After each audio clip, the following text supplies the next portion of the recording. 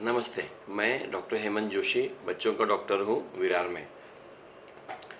छात्र छात्राओं, मैं आपको आपकी सेहत अच्छी रहने के लिए कुछ कहानियाँ बताऊँगा। वो आप सबको बताओगे तो सब अच्छे हो जाएंगे। आज मैं आपको स्कूल में डिब्बा ले जाना या नहीं ले जाना, इसकी कहानियाँ बताऊँगा। पहले मैं मेरे लड़की के बारे में बताता हूँ। उसको हमने विरार से दूर है, बोरीवली 30 किलोमीटर, वहाँ के स्कूल में 8वीं में डाला।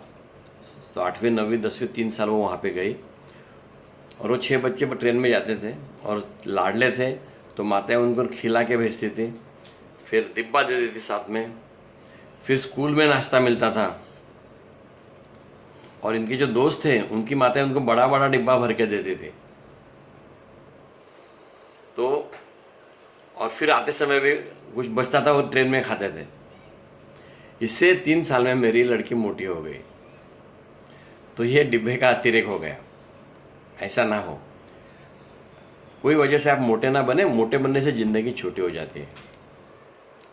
तो मोटापा कैसा गिने, तो अपना पेट गिनिए। 350 का नियम मैं आपको बता रहा हूँ कि 3 साल में 50 सेंटीमीटर का पेट है तो हम मोटे हैं। और ये मर्यादा लक्ष्मण रेखा है। ये 3 सेंटीमीटर से हर साल बढ़ती है। मतलब 350, 3 साल में 50, 453, 4 साल में 53, 556, 5 साल में 56, 661, ऐसी 1380, 13 साल तक। 13 साल या आगे अगर पैंट का नंबर 80 सेंटीमीटर या 32 इंच है या उससे ज़्यादा है तो हम सब बड़े भी, तो हम मोटे हैं। मोटा होने का, दुबला होने के लिए क्या करेंगे, तो पकाया हुआ खाना खाते हैं, उसकी जगह पानी पियेंगे या फिर कच्चा खाएंगे, गाजर ककड़ी टमाटर खाएंगे तो रोज़ वज़न घटता है। एक चाय कम की तो साल में 3 किलो वज़न घटता है। एक नाश्ता कम किया तो साल में 3 किलो वज़न घटता है रोज़। रोज़ 4 चीज़ ऐसे कम किए तो हर महीना 1 किलो वज़न घटता है और आपको मज़ा आएगा और मज़ा से आएगा। ये तो विषयांतर हो गया। तो ये मैंने आपको बताया अति दवा का तकलीफ, डिब्बा, अति का डिब्बा का। लेकिन मैं यहाँ विरार के पास बाजू में आदिवासी एरिया में रविवार को सुबह भाषण देने गया था, बच्चों को कहानियाँ बताने गया था। मुझे मालूम है भाषण किसी को पसंद नहीं, मुझे भी पसंद नहीं।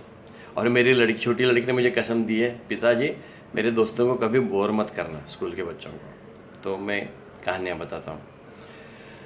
तो मैंने कहा चलो हम नाचेंगे खेलेंगे, खड़े खड़े सुनेंगे। तो बच्चे हाँ बोले। तो हम सब खड़े रहे 10 मिनट। कितना मिनट, मुझे 20 मिनट बोलना था, लेकिन 10 मिनट के अंदर ही एक बच्चा चक्कर आके गिर गया सुबह 10 बजे। चक्कर कब आते हैं, जब हम भूखे रहते हैं तब चक्कर आती है।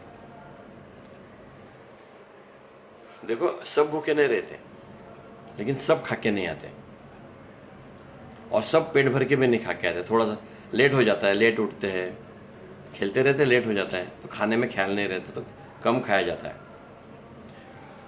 तो इसका एक ही काम है, डिब्बा जरूर स्कूल में लाए तो आप ज़्यादा अच्छे बनेंगे। तीसरी कहानी क्या है, तो हैदराबाद में 101 साल पुरानी हो गई अभी ऐसी राष्ट्रीय आहार संस्था है। और वहाँ पर राष्ट्रीय आहार सर्वेक्षण संस्था का ऑफिस भी है। ये क्या करता है, ये पूरे देश में अभ्यास करता है कि सब लोग खाना कैसे खा रहे हैं, कुछ कम नहीं, कुछ ज़्यादा तो नहीं। तो उनका अभ्यास ऐसा है कि स्कूल के बच्चे हर साल 2 किलो या ज़्यादा वजन में बढ़ना चाहिए। उनकी लंबाई 6 सेंटीमीटर यानी 2 इंच या ज़्यादा बढ़नी चाहिए, पर वो 1 ही किलो बढ़ते हैं। मतलब स्कूल जाने से बच्चे दुबले होते हैं, भूखे रहते हैं और उनकी चर्बी कम होती है। चर्बी कैसा देखते हैं, तो देखो ये मेरे हाथ है ना, तो ये स्नायु है, ये स्नायु है, यहाँ पर भी स्नायु है और इसके नीचे सिर्फ ऐसी चमड़ी पकड़ दो, चमड़ी है, ऐसा पकड़ने से चमड़ी और उसके नीचे की चर्बी पकड़ समझती है। या पेट देखो, चर्बी बढ़ी तो पेट बड़ा हो जाता है, या गाल बाहर आ जाता है। गाल बाहर आने चर्बी ज़्यादा है, गाल अंदर गए तो चर्बी कम हो।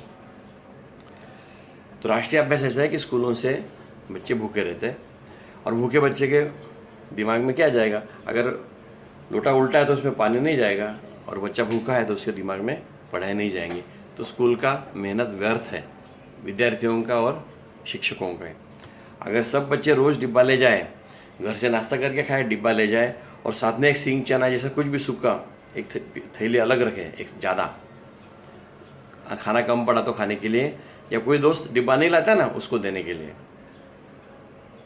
तो सबके गुण बढ़ेंगे, हम ज़्यादा लंबे बनेंगे, ज़्यादा तगड़े बनेंगे, ज़्यादा बुद्धिमान बनेंगे और स्कूल के नंबर भी अच्छे आएंगे। तो हमको भी अच्छा होगा, माता पिता को अच्छा होगा, स्कूल को अच्छा होगा, देश को अच्छा होगा। तो स्कूल में डिब्बा जरूर जरूर ले जाना चाहिए। शिक्षक लोगों का अभ्यास ऐसा है कि देखो हमारे यहाँ 10 आधे आधे घंटे के 10 तासिका रहती है, पीरियड रहते हैं। पहले 5 पीरियड, फिर छुट्टी, फिर 5। तो पहले 3 पीरियड में बच्चे अच्छा सीख लेते हैं। हर पहले पीरियड के बाद दूसरे में, दूसरे के बाद तीसरे में, और चौथे 5वें पीरियड में कम सीखते हैं। दोपहर को भी ऐसा होता है।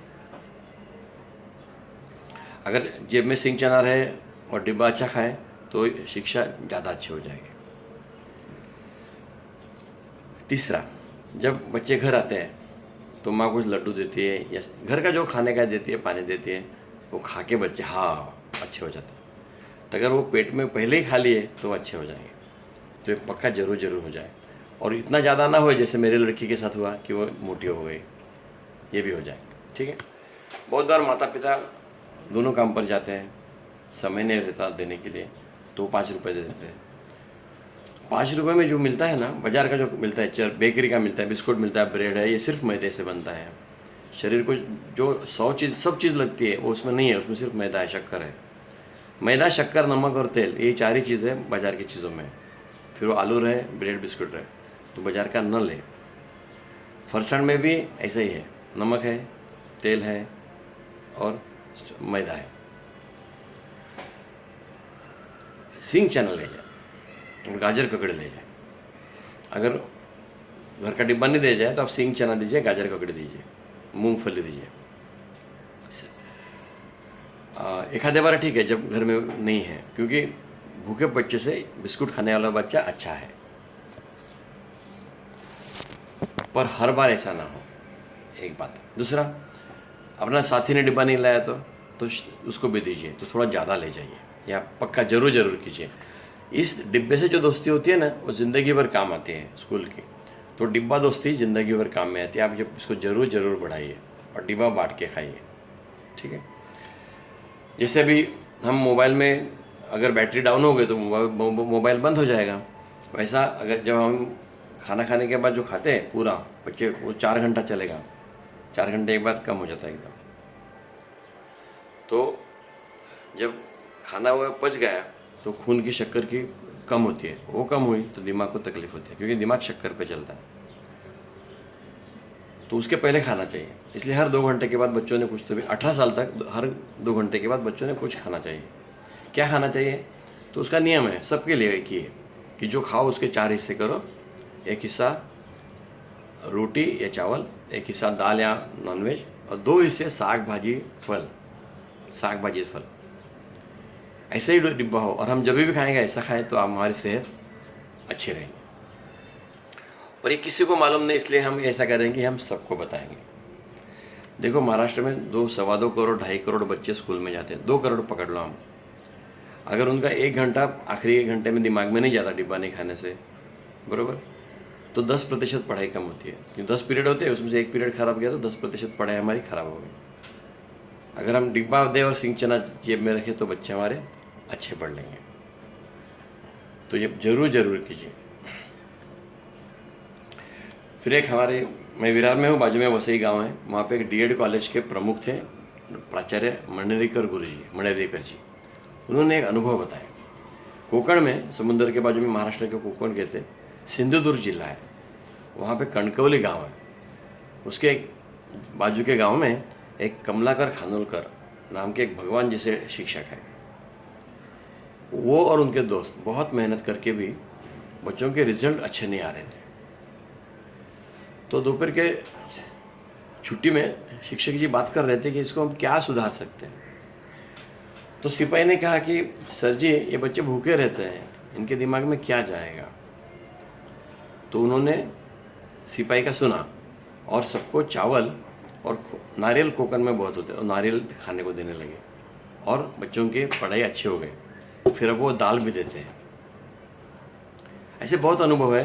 जैसे तमिलनाडु सरकार ने स्कूलों में खाना देना पहला चालू किया, तो उनसे उनके बच्चों के खाना मिलता है बच्चे स्कूल में, तो और बच्चे आने लगे, सब बच्चे स्कूल में आने लगे। एक फिर जो आते हैं वो उनका पेट भरने लगा तो ज़्यादा लंबे ज़्यादा तगड़े बनने लगे। 2, तीसरा उनकी पढ़ाई अच्छी होने लगी। 3, चौथा उनकी बीमारियां घट गई। 4, और 5वां सब बच्चे अच्छे होने लगे तो नए बच्चे जन्म होने का प्रमाण कम हो गया।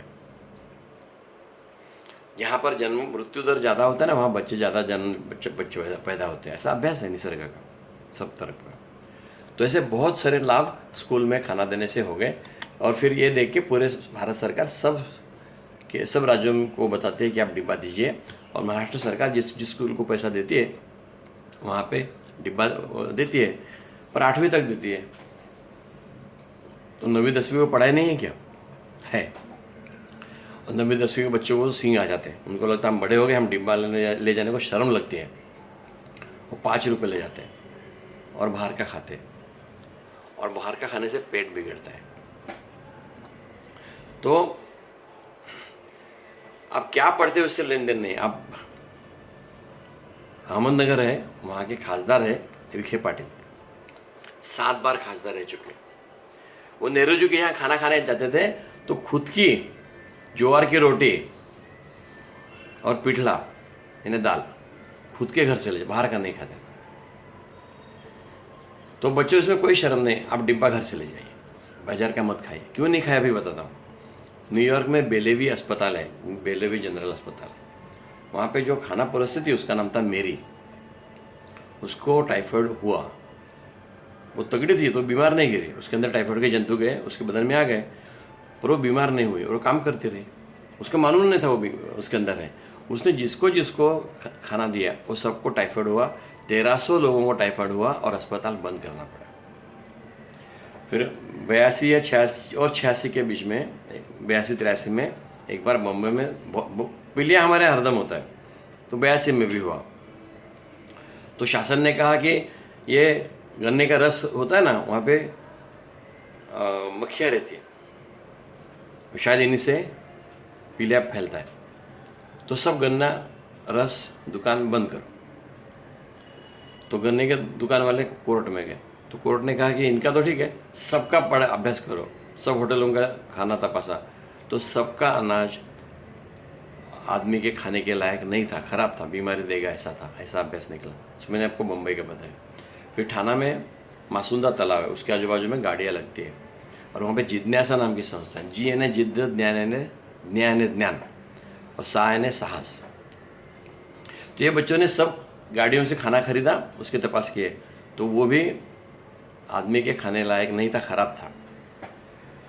फिर यहाँ से पूरब में जाएंगे तो अकोला जिला पड़ता है विदर्भ में, वहाँ पे निशा खान बोल के हमारी एक साथी थी डॉक्टर, उसने माइक्रोबायोलॉजी MSc के लिए संशोधन किया।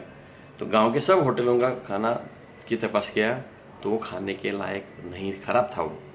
उसके आगे और पुणे में जाओ बाजू में, तो पुणे में डॉक्टर कुलकर्णी एक सोशल साइंसेस की संस्था है उनकी, उन्होंने भी ऐसे अभ्यास किया। तो पुणे के बहुत सारे होटल खाने के जो पदार्थ मिलते हैं वो आदमी के खाने के लायक नहीं है, ऐसा निष्कर्ष निकला।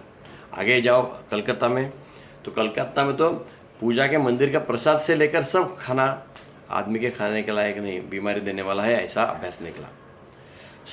5 अभ्यास भारत के ऐसे मैं आपको बता रहा हूँ, और एक 6वां न्यूयॉर्क का बता रहा हूँ। तो जहाँ तक हो सके बाहर का मत खाइए, और ये आप सबको बताइए। ये तो अच्छा है कि अभी सरकार सबको खाना देती है।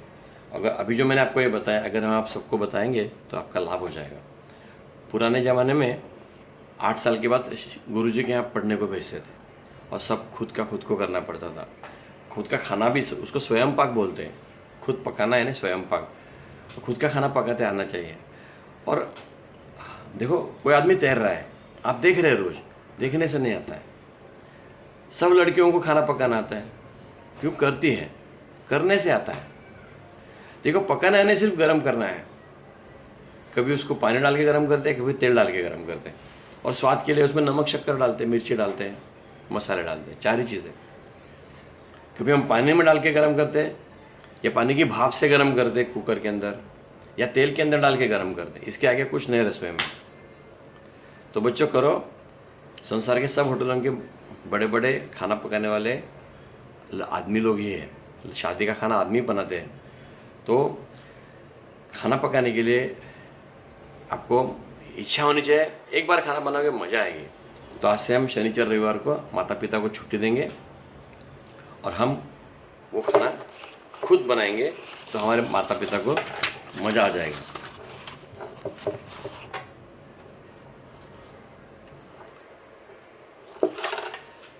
एक चीज़ मुझे आपको भी बतानी है कि अभी कोरोना चालू है। दूसरी चीज़ है ये, एक खाने का डिब्बा मुझे बताना कि आप डिब्बा जरूर ले जाए, लेकिन इतना ना हो कि आप मोटे बन जाए, जैसे मेरी लड़की हो गई, अतिरिक्त हो गया वो। और दूसरा, मोटापा कैसा जानना वो भी मैंने बताया। जिसको दुबला होना है उसने जो हम खाते हैं उसमें से रोटी और चावल को बदले में साग भाजी और पानी खाना और पानी पीना, बिन मीठा फल खाना, और बीच का बेकरी का बाहर का खाना बंद कर देना। और साउथ अफ्रीका का अभ्यास ऐसा है कि मोटे लड़कियों का ग्राउंड्स पे खेलना बढ़ा दिया और बीच का खाना बंद किया, तो वो अच्छे दुबले हो जाते हैं। और ये एक बार मोटा हुआ कभी दुबला नहीं होता है। और जिस दिन हमारा पेट दिखता है ना, वो शक्कर क्या ही बोरा है, तो उस दिन हमारी ब्लड शुगर बढ़ी है। और ज़्यादा शुगर हुई तो मधुमेह होता है।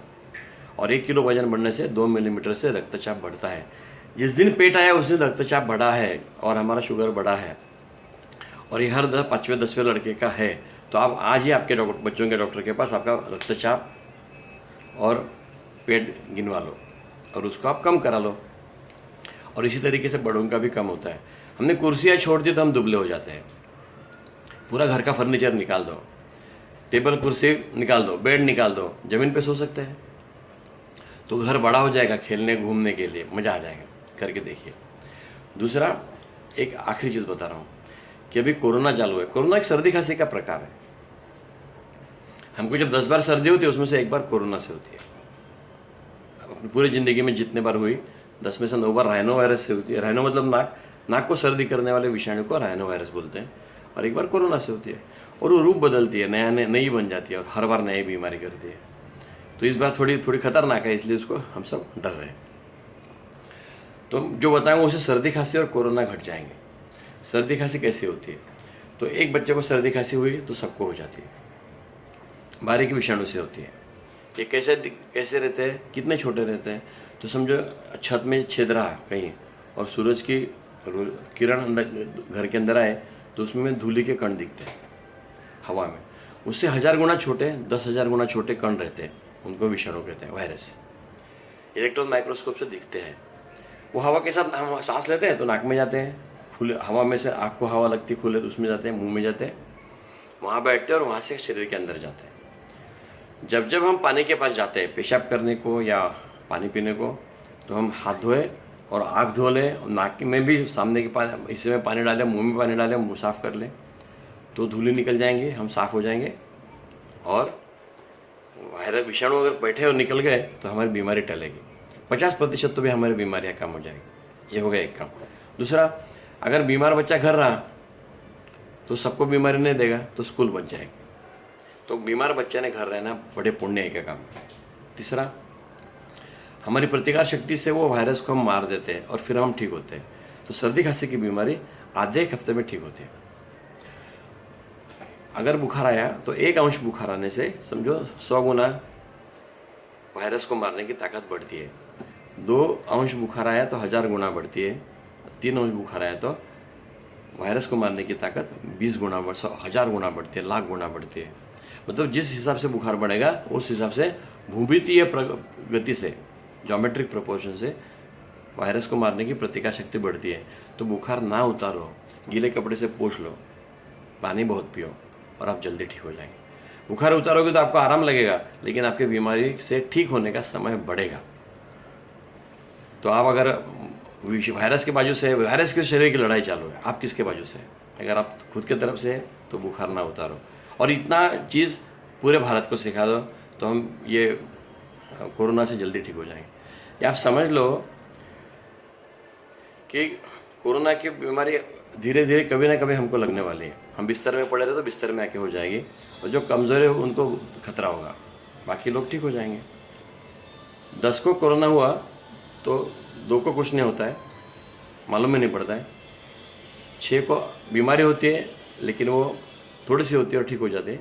और 2 को तकलीफ बढ़ सकती है, जिनको जो 70 साल के ऊपर है, बुढ़े हैं, जिनका सब चीज़ खराब है, मतलब 99 चीज़ खराब है, थोड़ा 100 हुआ तो खराब हो जाएंगे, वही गुजर जाएंगे, बाकी सब ठीक हो जाएंगे। तो डरो मत, सुख से वो काम करो, अच्छे जियो। और जैसे सेना लड़ती है बाहर, कसाब आया, टेररिस्ट है, तो हम सबको लड़ना है, वैसे कोरोना से हम सबको लड़ना है।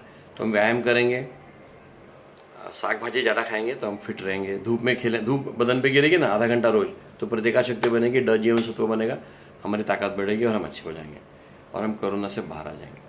तो इतनी जानकारी सबको बताइए, हम सब ठीक हो जाएंगे।